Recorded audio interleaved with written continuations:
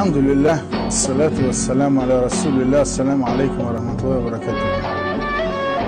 Когда умирает человек, его дочка подбегает и начинает горькими слезами оплакивать своего отца.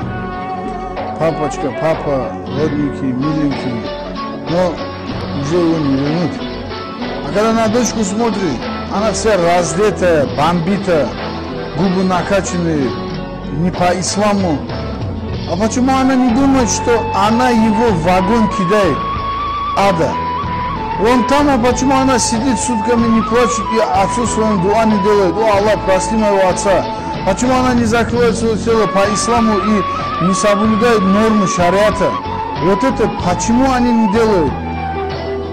Дорогие сестры, то, что вы оплакиваете своих отцов, это любой человек, сострадающий, это делает. Но что вы делаете, чтобы ваши отцы не попадали в пекло ада?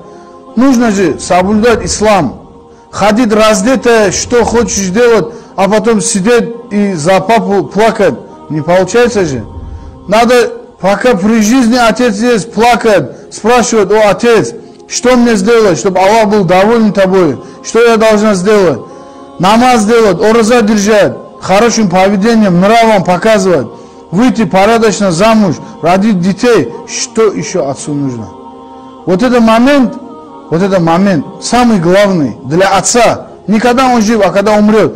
Бывают такие отцы тоже, когда смотрят на дочку раздетая и думают: вау, моя дочь, оказывается, шикарная. В чем она шикарная, дорогие братья? В том, что соблазняет мужчин, то, что харам делает, этим что ли шикарно? Пусть Аллах наставит всех на хак, на истину, на ислам, чтобы в судный день мы не стояли и не думали: вот моя дочь, я же видел, почему она так себя вела, а сейчас почему она мне вот так вредит. Аллах Та'аля спросит за жену, за мать, за сестру. А как отвечать, дорогие братья?